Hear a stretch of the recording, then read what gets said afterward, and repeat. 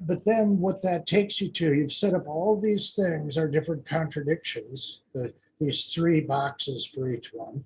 Mm-hmm. And now you can use Triz potentially Mm-hmm. to look at how have other brilliant inventors or people have really solved impossible problems. How did they overcome that type of dilemma? Not that specific one, but for instance, I wanted a distance to be long Mm-hmm.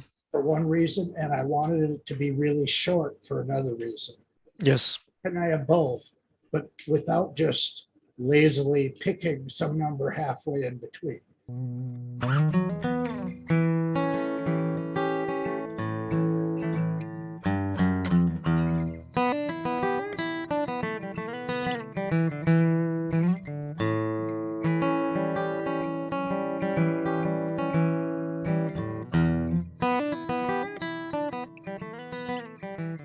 The Insane Transformation Podcast. And who would have thought a handful of texters and a pink unicorn sketchbook is all that it would take to disrupt your industry? Welcome back to the Insane Transformation Podcast. So you are here with Mike Iarossi and David Troness. So, hey, David, how are you? Doing well. Yeah, I'm boiling over here. It's super hot in Phoenix. I ought to learn what the conversion is to Celsius for you guys, but anyway, it's about 100 degrees here. What is that, 40 or something? 100 degrees. Yeah, I think it's probably around 38 or something like that. Yeah, close. It's pretty hot. Wow. Okay. And you're wearing a sweatshirt. Yeah, that's right. I think for us, it's now I'm going to give you it in Celsius. I think it's about 13, 14, which geez, good luck on that. It's cold. Yeah. Oh, that's wonderful. So yeah, doing good. Yeah, And, nice. Yeah, I look forward to this because I think it might be interesting to sort of review something I've been thinking of Sure. as sort of an enhancement to the way we look at tough problems. So yeah. So this is you sort of thinking about, we're looking at how to sort of decompose that problem, but really start to pull in the human side of the problem, like what's actually causing that problem from a motivational perspective or a human side. Yeah. Yeah. Okay.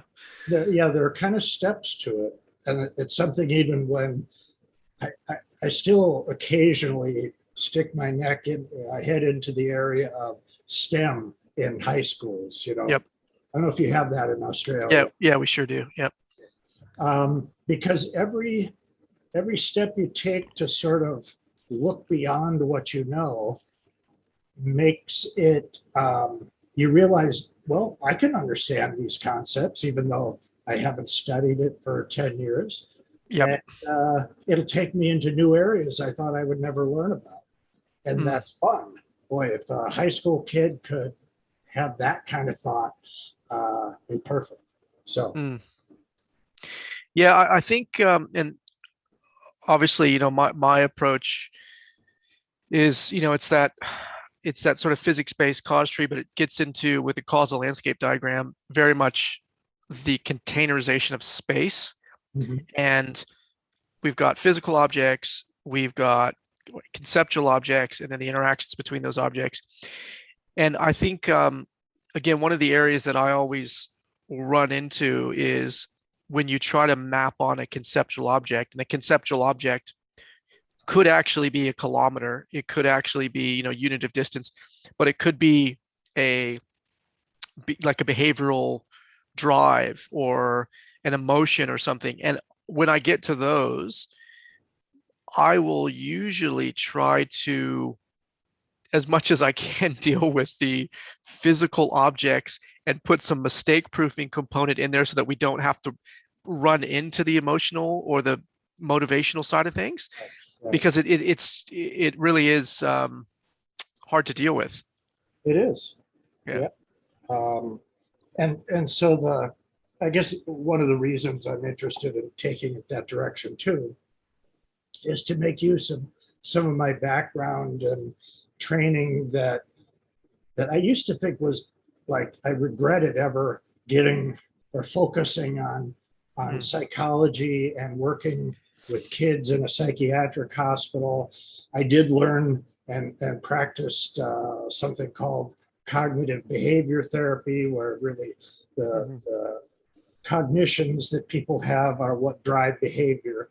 And so, yeah, it's bringing something different to the table. But I think it would also be very interesting for us to go through sort of like your version, or how would you address this or address it differently?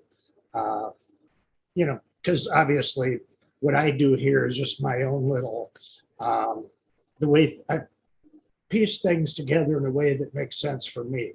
I don't know that it really makes sense for everyone else. Probably not. You need to modify it. So yeah, it's motivating for me, and I'm just really interested in this this other dimension to it. Well, let's have a look. So Okay. this one that you're playing with here, this is rear end collisions, and obviously you've got 5 whys and fishbone diagrams. So I hope we're going to first knock those on the head and get those out of the park pretty quickly. But let's have a look. I still see this stuff coming up all the time, and it just drives me crazy. People like honestly trying to have a conversation with me about using 5 whys, or I'll throw this in a fishbone. And the moment I it's got to be the same for you. But the moment I hear someone talk to me about they're going to find some root causes, they're going to use 5 whys, immediately, like, I'm not dealing with a sane person anymore. Like, we can't continue to have a conversation, because they at that moment I realize they don't know what they're talking about, and they probably are never going to be able to solve that problem. Is that the same for you? Yeah, I've sometimes in the past I've erred too much on slamming anyone who does these things. But the way I've framed it for myself now, to make it more palatable for myself, is these things like 5 whys and so on are okay when you have a problem that isn't that important, that you have a lot of experience with, and it's easy to run through it. And actually, if you get it wrong, it's not a big deal. So like I always use the example of, if you get up in the morning and you're going to go to work, you go out and turn the key on your car and nothing happens. You don't break out a physics-based causal analysis through your mind. You go, well, let's see, what from my experience, from what I know needs to happen. You start stepping through some quick things to determine, is it really my battery? Is it a connection? Is it that my alternator was not charging the battery as I drove before?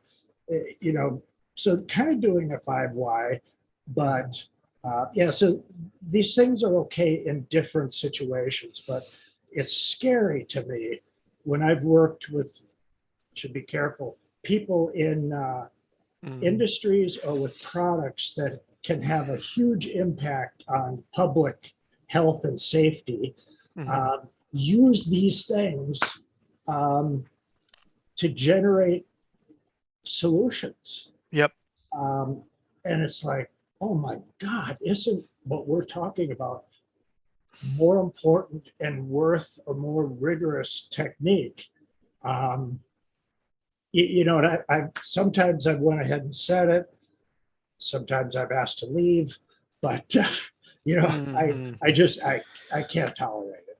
Yeah, I mean, usually I'll just ask people a couple questions, and it's as soon as you just interrogate it, just even on the surface level, it falls apart so fast. And so normally I'll just pick at it just a tiny bit, and I'll ask, but what's causing that, or and why is that happening?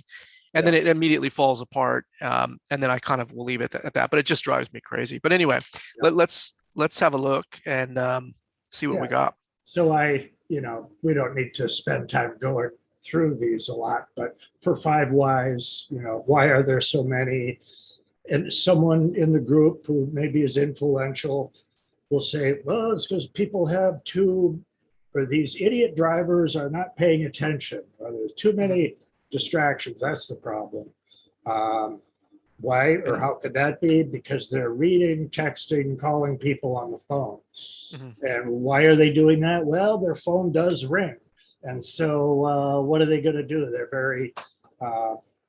they don't want to just let the phone ring. I want to see what's going on. And so then they might end up calling someone, talking to them, or texting them back. And that's let's say as far as they went with it. Yep. There's some interesting things there that are worth looking at, but obviously they've just gone down one narrow path, no breadth, to the whole thing. Then I looked at, a fishbone diagram that I did in a real simple way. People use different schemes for this, but if I thought about a man, materials, machine, and method, here we're a group, a team is brainstorming these things. And it's, in my mind, really a way to categorize or organize random brainstorming. And my joke about that, BS stands for bullshit. BS could also stand for brainstorming. Yep. So by the transitive property, brainstorming is bullshit. Yep. So a team, thinking that a small team in a predefined period of time, usually a couple of 1-hour meetings with a lot of guesses or some overly influential people, is going to yield really great solutions. You're kind of fooling yourself, is my thought. From there, I thought, well, let me think about what I hear about so often, and it's framed as this is like the ultimate. It's the most advanced technique. We call it RCA, or a billion people have techniques that they call RCA, and which hopefully people know stands for root cause analysis. But here again, it's basically brainstorming on each level. But you can see that the brainstorming, the first level down, is kind of taking you to different levels of this. Not consistently, like if you had to have an equation almost for what causes a rear end collision, these are not all really at the same level. Like, yes, easily be organized differently. So like tailgating, so you've got rear end collisions is caused by tailgating, distractions, bad road conditions, and speeding. And from an equational perspective, you think you just basically add these across. So tailgating plus some level of distraction plus some bad road conditions plus the current speed that you're going equals the rear end collision, something like that. Yeah. And then you can drill into each one of those. So distractions would be, what are the causes of distractions, or what are the types of distractions? It's almost like a categorization, isn't it? Texting, appearance of self in a rearview mirror, phone calls, those kinds of things. Bad road conditions, snow and ice or rain, tailgating, lack of patience, lead cars going too slow, rear driver is stressed. Yeah. And so, for instance, a cause for tailgating that leads to a rear end collision could be the distractions. So it could be that distractions part should go underneath tailgating somewhere, or maybe not, but moving these things around somehow to say, well, as far as the ability to stop, is it just the road conditions? Is there anything else if we detect that we ought to come to a stop? And what about anything to do with the car itself? And is it speeding? It's kind of like, what do you mean there? Is it I'm going faster than you're supposed to? I'm breaking the law. So this, yeah, is like I think another uh, brainstorming thing, but you're trying to include some layers and relationships among these different factors. Yep. And this one I see happen a lot where, what do they call this? They call these, what I've come across, they call them driver trees. And then they'll say, that's what there'll be 100 rear-end collisions. And when they interviewed the people, 25 were a result of tailgating, 30 were a result of distractions, X were a result of bad road conditions, and X were a result of speeding. And they'll try to bucketize those, and then they'll say, okay, now we're going to go after tailgating. Yeah. And then what are the causes of tail? And then, but the problem is these, again, you don't actually have causality across these. You've got some correlation, you've got some categorization, but tailgating in and of itself isn't necessarily the cause of a rear end collision. So they'll dump a bunch of money into it. They'll spin up an initiative to fix tailgating. And again, even if they fix tailgating, they're only fixing part of the causal structure that's creating rear end collisions. And if you only look at that, well, then you wonder why the problem never goes away. Yeah. Because you've only looked at one branch. And it's like you said, are you tailgating because you're distracted, right? So the distraction and the fact that you received a text message is actually causal in one instance to you looking at your phone and not realizing you've sped up to the person in front of you, or whatever the case is.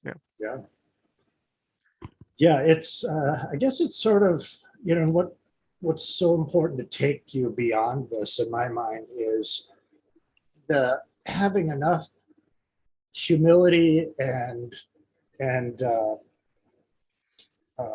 ability, I guess, to see that what I've done is all messed up, or there's a lot of problems and I haven't even defined what the top level thing is. What is the rear end collision? And am I willing, and is the rest of the people in the room willing to say, kind of like erase the board and start over? Probably, usually not. There's a degree of frustration. And that, in my mind, does get to another thing that's really important. I'm, in my mind, curious what you think. This should not be, how can I say, I guess to be more provocative, continuous improvement at small teams using fishbones and so on is crap. And relying upon small teams to execute different methods in predetermined amount of time sort of has no respect for the importance of the problem. You can't assume that small teams are going to do this. Yep. You would agree? Yeah, 100%. I think most of the time I really don't believe that they actually want to solve the problem. I believe that the organization is trying to put up a response to some problem with their product or service and just demonstrate that they've taken an action against it.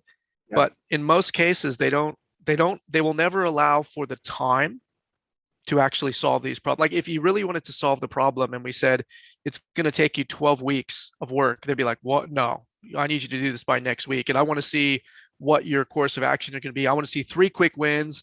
And there's always got to be quick wins in there. There's got to be the stuff I could do right now. And then I've seen this so many times with organizations where I'm thinking of one right now, literally for years, the same problem has come up again and again and again. And I know folks who have worked at this company going back like 5 or 6 years to when I did an initiative there, and they're still dealing with the same problem. Management structures have changed, initiatives have changed. The problems have never gone away because they refuse to spend the money and the time to actually address the problem. They just want to appear like they're doing it or working on it. But yeah, 100%. I think the answer is they'll throw a team in a room and say, come up with some ideas to this problem. But the problem is the team, they've only ever worked in, say, that one industry. They have no real approach to thinking, and they have no real approach to being able to get these problems. It's like you looking at it from the outset, it's like you can look in and say, even if we left you in this room for 1,000,000 years, you actually would never be able to solve this problem as much as you'd like to believe it. So yeah, 100% agree. Yeah.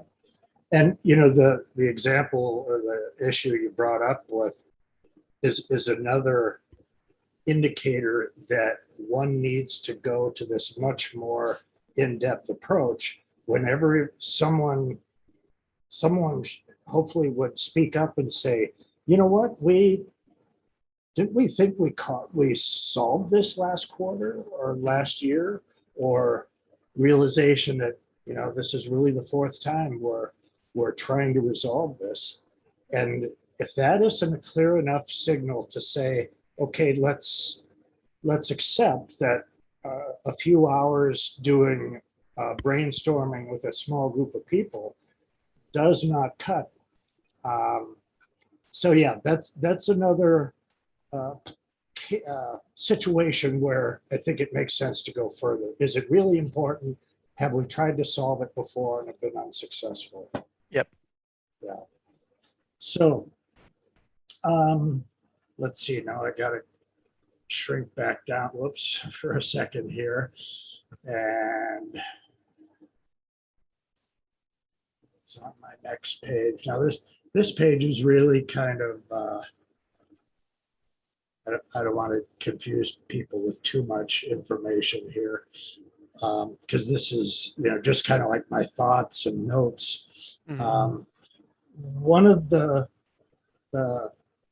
approaches, depending on who might get involved, even just the individual and what company you work at or whatever, could start to look at it from purely a physics point of view, and mechanical, electrical, material properties, things like that. So, and there we can go, you know, to some equations, and we can see that after we redefine the problem a fair amount, like in this case, and you probably notice I flipped it upside down, and there's nothing magical about that or that it's crucial. I like it still because it does maybe get attention that this is not your usual, you know, tree diagram from RCA.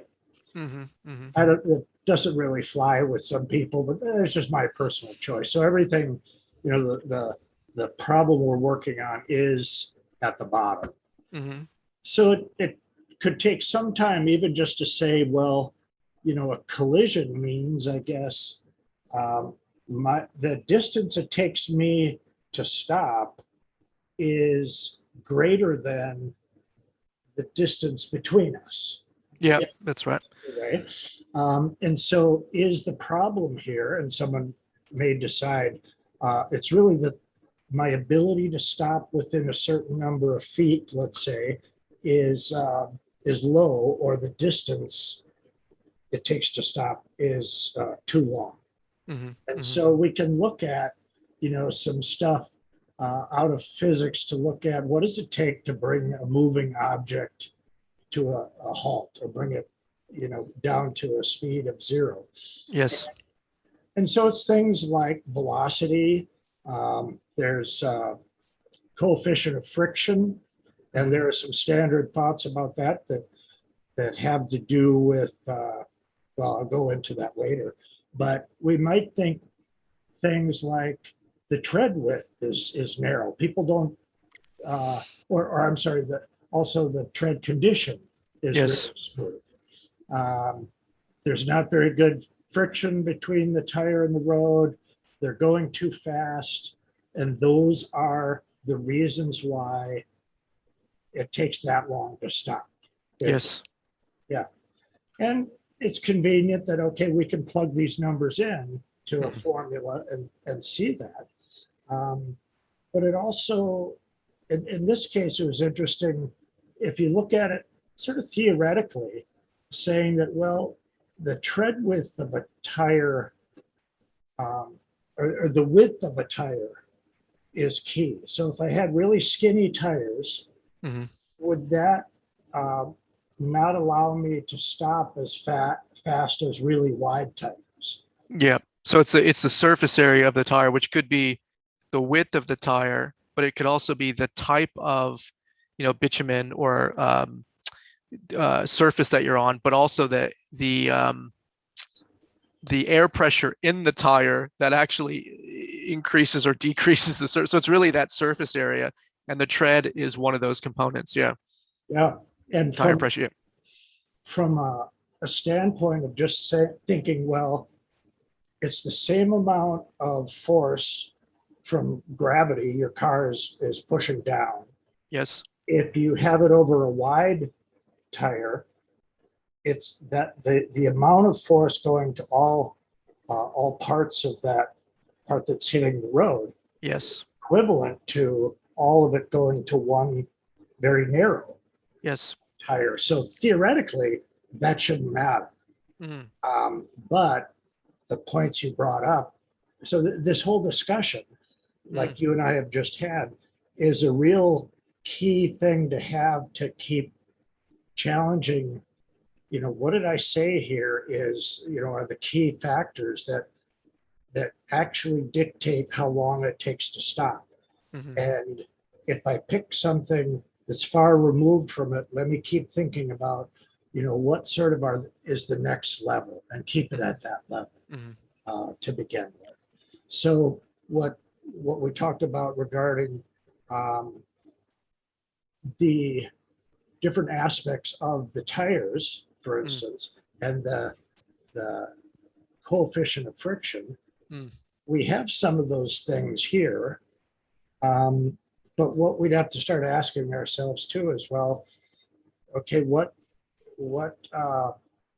really makes up a coefficient or a Yes. friction coupling? Yes. Yep. What are the variables? Yep. Yeah. And tread condition is smooth, like they're worn out. Maybe that's something that impacts the friction coupling. And then the road condition is something separate, but it's still, it's probably still, I guess, a factor for friction coupling being low. Because if it's wet or if it's loose gravel, that kind of thing. So this sort of gets to the point again that, someone probably would typically take the time to start doing this, and then realize, maybe after having a cup of coffee with this guy and go talk with this guy and so on, you gather a bunch of information to say, oh man, I'm missing a lot. I got to rethink kind of what really is the problem here. How would I arrange these things? And be willing, I guess, to say, not to throw it away, but to keep that on one page and start new on the next page. To me, it sounds maybe kind of wishy-washy or something, but that idea of humility is a really, really important thing, I think. And another factor that goes into humility is whether or not you're completely reliant upon your own expertise, and you almost consider your experience and expertise to be your worth as a person. That, there's more to you than just that. And that's why sometimes people without the experience in a particular area can come in and, really identify some new things. So yeah. No, I think that's actually a good side point, because what I find is that it's the people that have the most experience that actually generate the least amount of, if you're looking for the objects, the conceptual objects themselves, they actually generate the least amount because their head is just stuck in that vat, and they can't lift their head up out of it to think outside the box. Whereas you get a new person, say, and I'm thinking about some pretty technical stuff. You could look at like weapon systems. You could look at, some defense things. It's when someone comes in that's never been in that environment that starts asking, how does that work? Where does that come from? What's affecting this? And all of a sudden you end up with a whole bunch of stuff that the group that's sort of biased isn't able to generate. I've been here for 20 years. Yeah, I know. And that's why you only came up with these 5 things, because you didn't ask these questions. You didn't think about these things. But that happens all the time. And, this is a problem, I think, for consultants, because usually the number one question is, what's your industry experience? Yeah. And they want you to be the red peg in the box of red pegs, Yeah. so that you can think like, talk like, act like everybody else, when in actual fact, then you end up, and the project is hamstrung by the fact that no one's asking different questions. No one's able to think outside the box. You Yeah. need the blue peg or the yellow peg to come in, and someone who's got, experience in commercial fishing to look at this problem and start asking some very different questions. Yeah. Oh, absolutely. Actually, the way that I've tried to, because you have to ensure that you eventually get buy-in after arguments and differences of opinion, but the company's experts need to also, in the end, say, "Yep, okay, that is right." Is as you go through it, and they might bring up, well, that doesn't work, or we've never done that, or here's why you have to do that.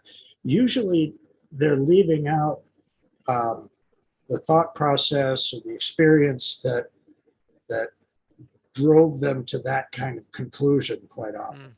So just asking things like, help me understand why that is. I know you may feel it might be frustrating. Treat me like I'm a fifth grader, and that's the level I need you to, explain it to me in. And, without saying it, until they can do that, there's lots of trite sayings about it. Until you can explain it to your grandmother, you really don't understand it. Yeah. That kind of thing. But, and our friend Larry Ball, some of you might know, he was always good at that, as far as bringing in the experts and having them have a very critical role in this. And quite often it was sort of like teaching or informing, bringing people up to speed, so that really more people could participate in it. So they didn't feel like, you're just discounting what, all this experience, you guys think you're going to solve it. It can be almost offensive to them, I think. And it's one of the reasons why I've tried to, when I've had problems I'm working on that are real familiar to me, that I'm trying to solve, I realize after I've done some of this that I'm too darn close. I can't think objectively about it. I need someone else. So I consider myself that I know it inside and out, but I'm making too many assumptions. I need someone who can look at it, with clear eyes and ask these questions. Yep. So the next thing, I guess, that on my slide here, that sort of, you can see some of the things I've started to look at, is I went online and found lots of sources for like a nice, easy calculator that says what the stopping distance will be. And it put in some common assumptions for the perception and reaction time, for the grade of the slope, which I had never thought of, and the condition of the road. There's the coefficient of friction, I think, for a dry road, I've heard people say it's, maybe about a 0.7. For a really wet, loose road, it might be down around a 0.3. Those are just rules of thumb. But, so then you can start to be talking about where really is the influential factor here, or where do I really have, or what can I have influence on? So that can be helpful, but at the same time, then I found other sources that say, don't believe anyone who's talking about perception and reaction time and saying this is how it is. It's way too complicated and so on. So, it should be expected that not everyone agrees totally on these things, but you want to look for people who are done the research, that are, done the kind of thinking that we don't have the time to go and do. Take it as a starting point. You can see here too, there's one that says research of vehicle rear end collision model considering multiple factors. Yeah, that seems something, like it might be worth going to look at. Yep. So tons of people have done this kind of research already, which should take away this worry that, I'm not an expert in that, or who knows, it's too complicated. Well, very good chance that plenty of people have made that their life study. And there's lots of knowledge to gain by just a quick look. Yep. Let's see, there's anything else on that page. Let me go to the next one where I looked a little deeper, but still, it was not, I don't consider this like everything was nailed. Is that too small? Should I make it bigger still? Yeah, just make it a little bit bigger. Yeah. Okay. So there I tried to, originally, I guess I had my own formula there. Stopping distance is long because its capability is only this much, and the stopping distance capability is long. The perception, the distance you travel while you're trying to interpret the signals you get in your brain, that time is long, and so therefore the distance is long. And the same thing for the reaction. Once I really know what's going on, how long does it take me to react appropriately? That distance is too long. And those are driven by, certainly by speed is fast, let's say. And really, it's not necessarily fast, it's speed in relationship to the speed of the front car that is more germane or, more important perhaps. And then here's the old friend, the coefficient. Yep. And then you can see I started to look some more at my little equations there. Reaction distance equals reaction time times the speed. So with each of these, I realized, boy, I don't know enough about perception and reaction. So I need to go into the huge amount of research there is done by human factors people and their research. And see what we can understand as far as what really is most influential to the outcome, or most has the biggest ability to cause the problem, which is yes. So we start to take a look at rules of thumb that people have, different experts have. Sometimes people will reject those and say those are, too rough. Sometimes, in this case, they'll put in, it's quite a bit of difference if it's a keen, alert driver versus one who's tired or an elderly person. So these are the reaction times, right? So it's saying if you're a keen, alert driver, you on average have about a 1 second reaction time. Yeah. If you're an average driver, 1.5 seconds. If you're someone who's tired or an elderly person, it's 2 seconds. And then the worst case scenario is it's about 2.5 seconds if you're potentially intoxicated or just, I don't know, really slow to react. So it's somewhere between 1 to 2.5 seconds just to react and understand the person's put their brake lights on, or that sort of thing. Yeah. Okay. And for the people who developed this, I really resent the idea of emphasizing elderly, because I'm getting close to that. Yeah, isn't that funny how that works? And you're like, I don't need 2.5 seconds to stop. Right. I'm not elderly. I'll beat you every time. That's right. Yeah. So it's and then interesting that quite often at this stage of discussing this precise problem is people will say, well, hey, Dave, this has been solved. why are we, Mhm. why are you doing this? Not even going all the way to autonomous vehicles. Mhm. What about, some cars have those sort of proximity sensors and can Mhm. detect if the range is closing and so on. So it's another maybe set of lights or Mhm. a ding or something, a sound.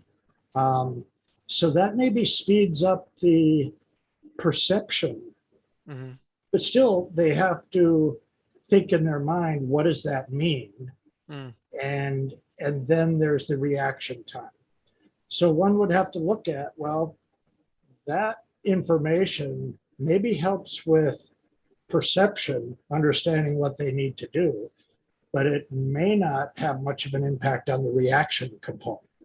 Mhm. So there's, another thing worth looking into. And for me, and again, as I've talked to teachers and students about it, it at this point, it would then be a really interesting thing to go down to your car dealer or get online and say, hey, you Mhm. have a car that gives that information. Tell me how that works. Or, hey, can a person who doesn't like those alarms, can they just turn off that feature so they Mhm. can tailgate without anything bothering them? Yep. Uh, I'm guessing there is that capability. Mhm. Mhm. Um, so the, whoops, um, another guy, I guess I'll come back to, but someone who I I really started to appreciate a lot. This guy Mark Green, Mhm. he's about retired. I don't know, but he's put together a lot of really valuable information about what influences reaction time. For instance, if Mhm. I make that a little bigger, reaction. Whoops. Now, where did this go? I just pressed something too hard. Anyway, um, sensation. So this is Dr. Mark Green. Right, Yep. right. He has a lot of information, and I can give the links for all those things. Mhm. Uh, so I can see he's especially useful for me because he tries to boil everything down. Mhm.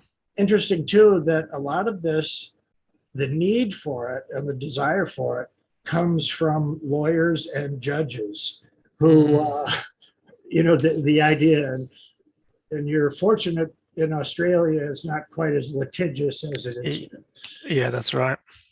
Um, So let's see. What are some of the factors that he gives? So he uh, looks. Go ahead. So he goes through for that driver reaction time. He says things like sensation, perception and recognition, situational awareness, response selection and programming. But then for expectation of reaction time, he says you've got really three categories, which is expected, unexpected, and surprise.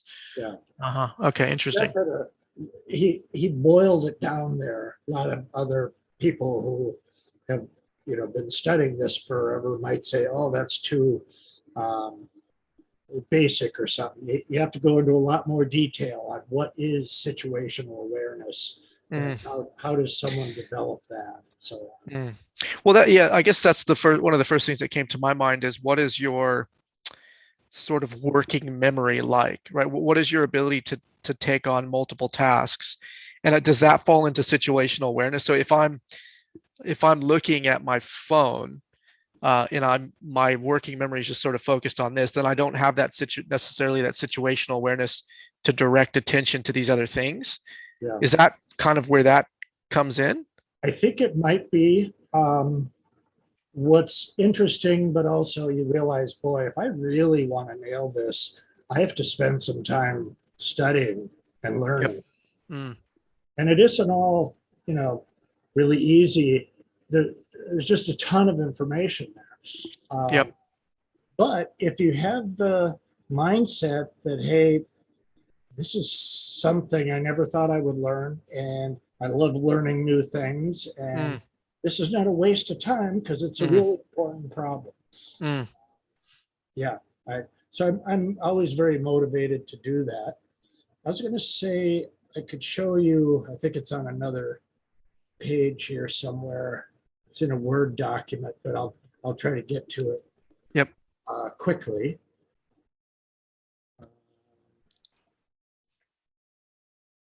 Yeah, and I guess so while you're pulling that up, what I'm thinking of is when we go back to that fault tree, one of the things that I start to look at is which I didn't used to do a lot of, but when I started to containerize space, I would really then start to look at what is within my span of control.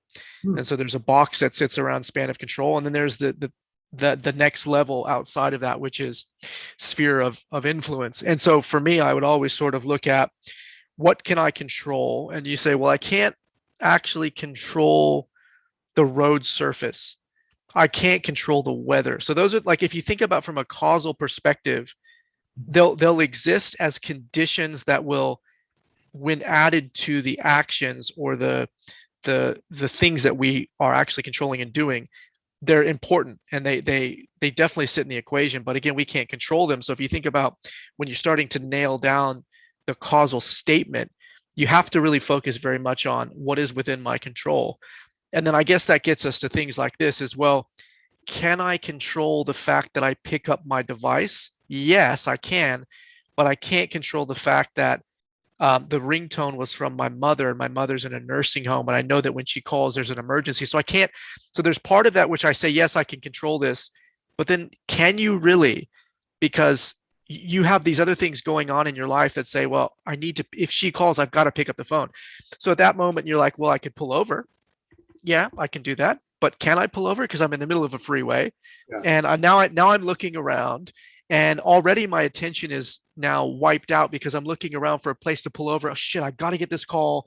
She's going into surgery. So it's like, then you're like, you want to put all the onus on the individual again and say, well, it's that person's responsibility, and it's their fault that they reduced that stopping distance. But then again, they didn't call you, right? Yeah. They didn't call themselves. They didn't control the fact that the phone rang. Like, so, oh, well, turn your phone off. But then you get to the point where it's like, you're trying to control so many things that aren't actually within your span of control. And Yeah. we want to point the blame at that person. And what I often find is when you look at the span of control, you realize there's a hell of a lot of stuff. And you think about employees at the office or at work that don't control things. And yet we point to them and say, you didn't hit your KPI, Jane. Yeah, but Jane didn't control the systems. Jane didn't control the traffic. Jane didn't control the fact that you didn't provide her with PPE. Jane didn't control this, but you want to blame Jane for the fact that she didn't get the job done in 8 minutes. Yeah. Like, how dare you? How Yeah. dare you, senior executive, do that to Jane? Yeah, it's a really important point.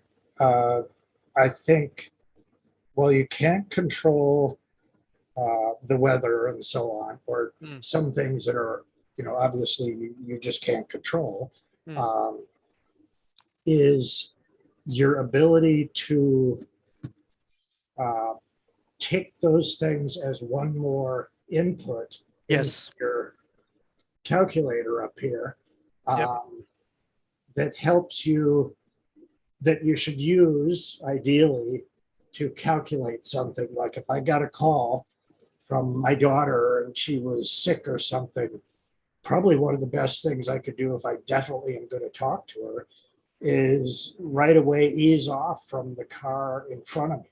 Make sure I've got plenty of space, at least, because I know the I can't calculate it, but I know this is a prime reason why I might rear end the person. Yep. And ideally, if we were running on an algorithm, then the algorithm would look at who is calling, and as soon as because the phone is linked into the car, it would just start slowing down or start slowing you down or increase your travel buffer immediately.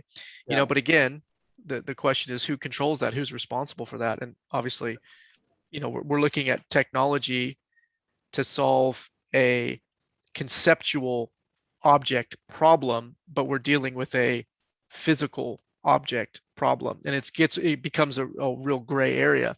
But anyway, yeah, sorry. Were you able to find that Word document? And I should say too that this guy has also written about I'm trying to say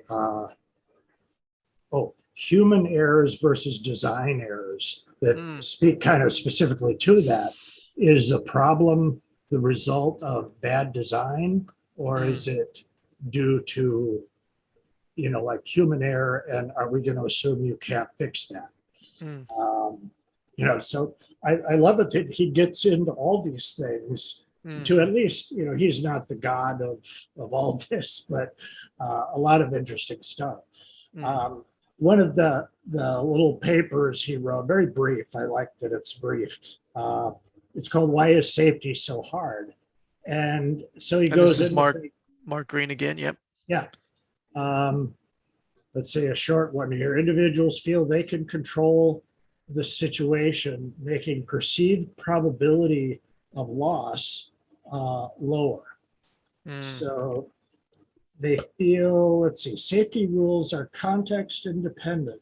So they tax, he uses some different words, tax needlessly in many situations. So there might be strong, if you're going through a construction zone, but you're doing it when there's nobody around, or at midnight or something. Yep. It's clear that they're not doing it right now. And you have a whole bunch of signs there say you have to be going not more than 30 miles an hour. Yep. That the way you look at that, and you make a calculation in your mind again versus of what is that going to cost me, or what tax will that put on me, and whether or not I'm going to be late for where I'm going. Is it really boring to me to go that fast? Am I really tired of my kids who are screaming because they want to be home? Against, someone did die in one of these situations a couple of years ago, or is there any police around here, and so on. So there's often a calculation, but there's, maybe this one relates to it. They exhibit a strong optimism bias. Yes. If something bad has never happened, it probably won't happen in the future. Yep, that's right. And I've always been okay with tailgating. I used to really, someone I was with did that a lot, and I was so nervous the whole time. And they were so confident because they had never, had that situation. Let's see. So anyway, there are just like 20 of them or so here. Yep. That I think are really, can I slider? Okay, that's what I need. Now, this is my own list of, it's my 20 bad assumptions that you can make about why people do something. And I won't go through all these here, but over time, and I know they probably sound kind of cynical. First one, people will always act in a seemingly logical way in response to their environment. No way.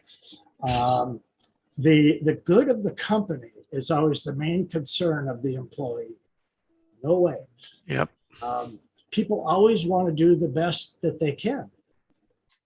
No.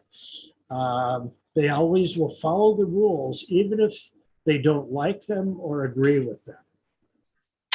Hell no. So it goes on and on like that.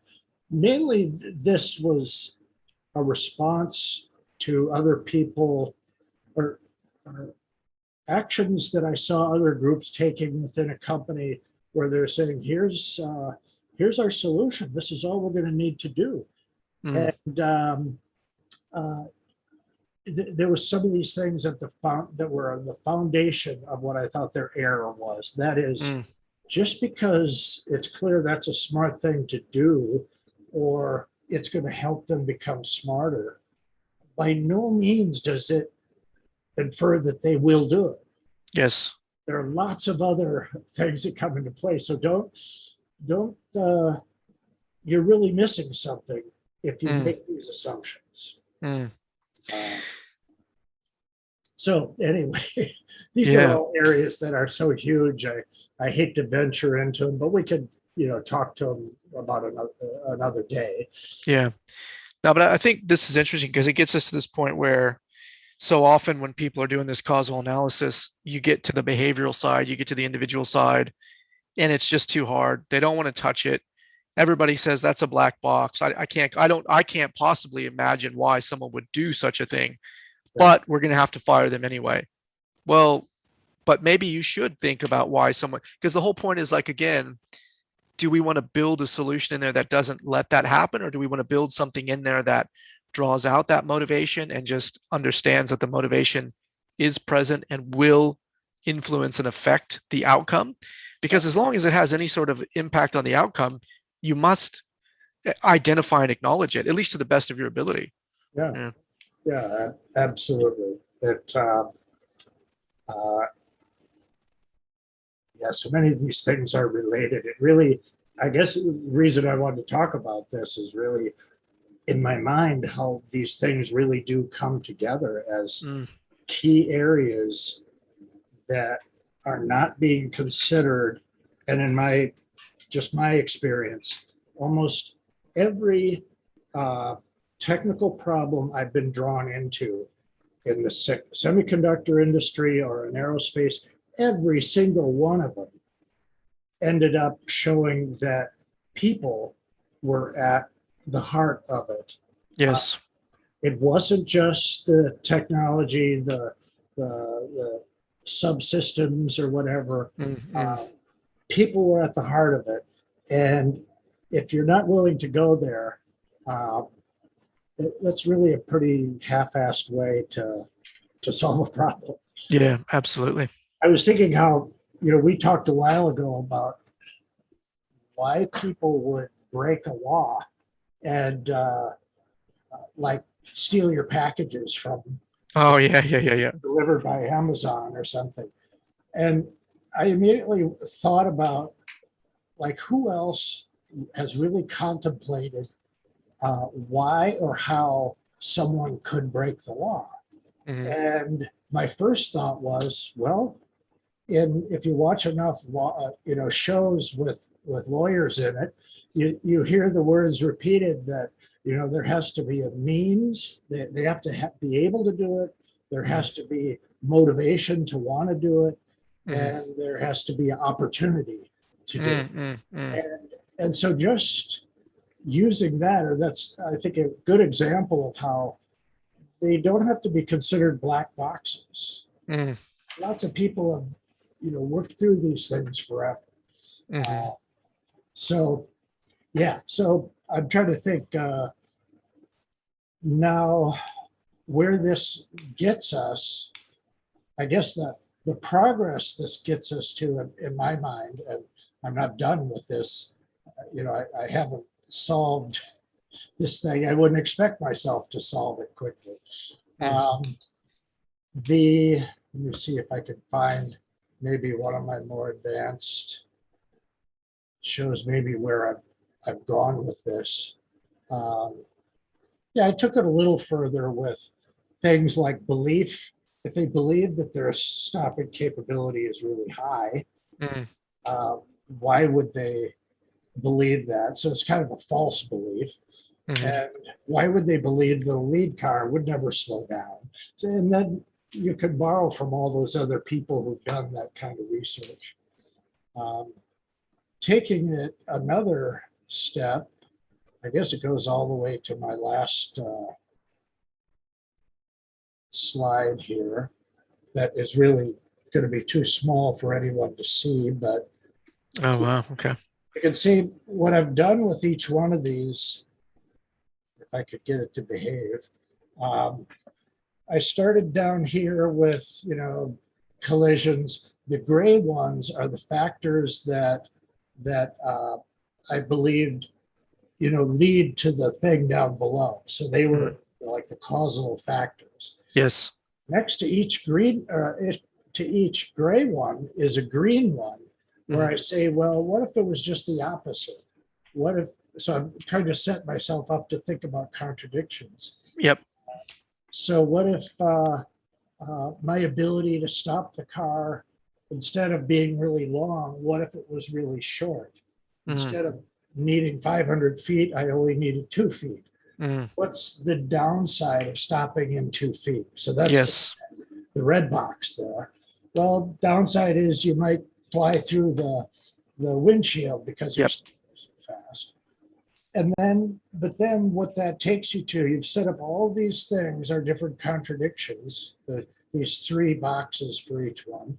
Mhm. And now you can use Triz potentially Mhm. to say, to look at how have other brilliant inventors or, people have really solved impossible problems. How did they overcome that type of dilemma? Not that specific one, but for instance, I wanted a distance to be long Mhm. for one reason, and I wanted it to be really short for another reason.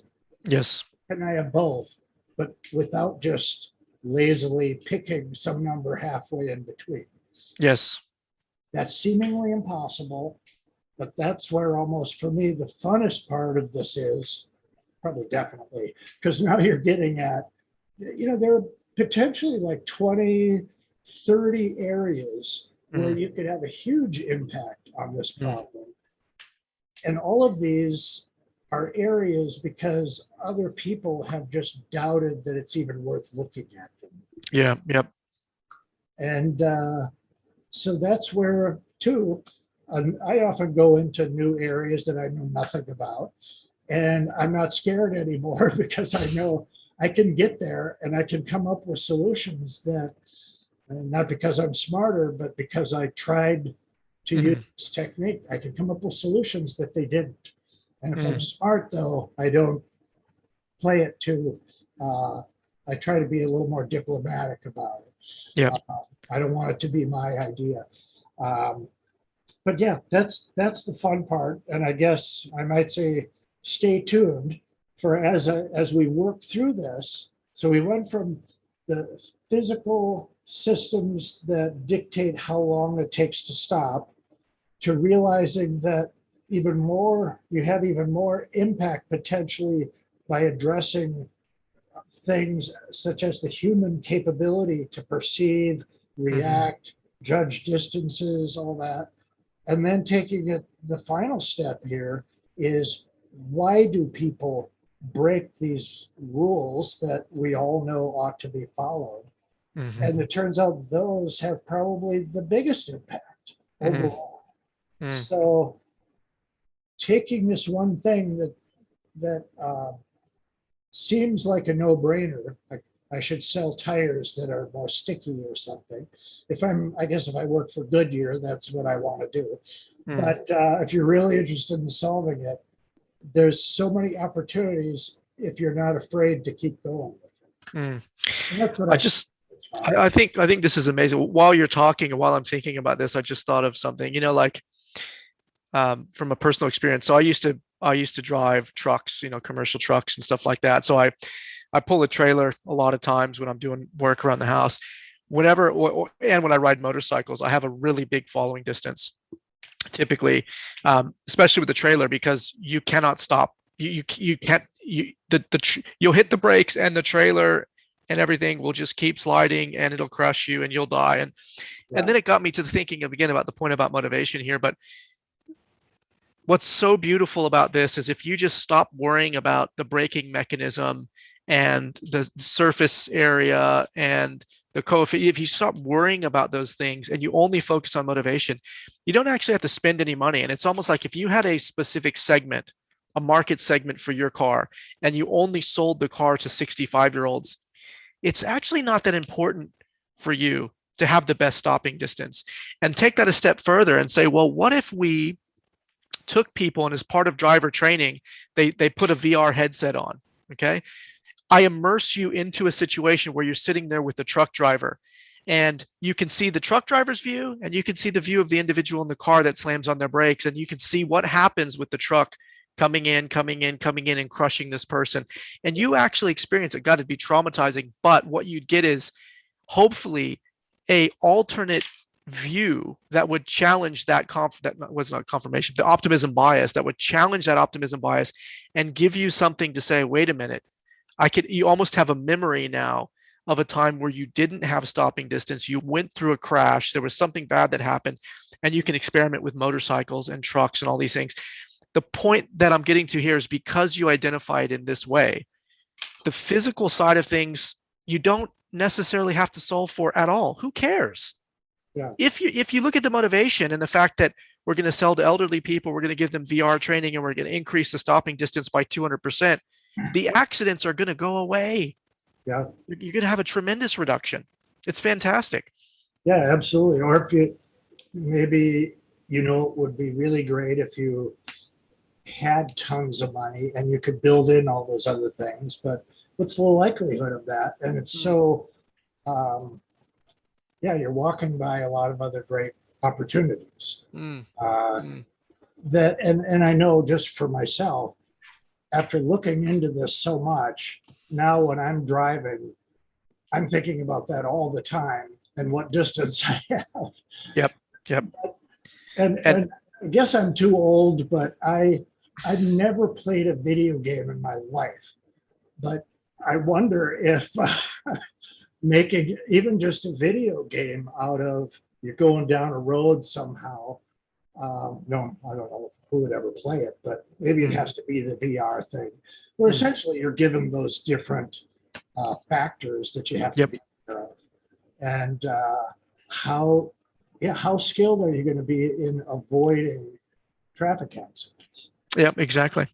And take it a step further. I was just thinking you could I don't know how safe Volvos actually are, but that's their tagline, right? And you could actually pin it back to the sale of the vehicles, and you could say, listen, with every Tesla you buy, with every Ford, whatever you buy, you get 4 hours of safety training. And part of the safety training that comes in that is that VR experience around stopping distance and things like that. Well, what actually happens then is Ford owners have less accidents because they have better following distance, or Tesla owners have, and it actually plays back into the safety of their vehicle. And I think that's where you can actually get some money and some funding behind it, because they can, as part of their desire to push the safety belief of their vehicle, start selling those packages. And it actually just reinforces the sales of the vehicles. And again, plays into that segment. If you've got a segment of people who are safety minded, they're much more likely to get the uptake on the VR safety training package. Anyway, Jesus, we've given away too much IP today, Dave. We can't do that. We can't give it away for free. Maybe we shouldn't publish this. We can't show this episode. Well, I was thinking, insurance companies as well. Maybe they're even more motivated. They don't want to pay out for these kinds of accidents. Yeah, good point. And good point. A while back, I don't know if it was Allstate, maybe, they said if you'll plug one of these things into your thing under your dashboard, that'll keep track of how many times you really had to slam on the brakes or did unreasonable acceleration.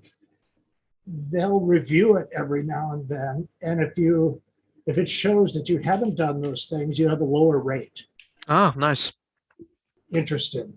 But and for young kids, if I had another young son or daughter who's going to start driving, it'd almost be mandatory. Yeah, that's right.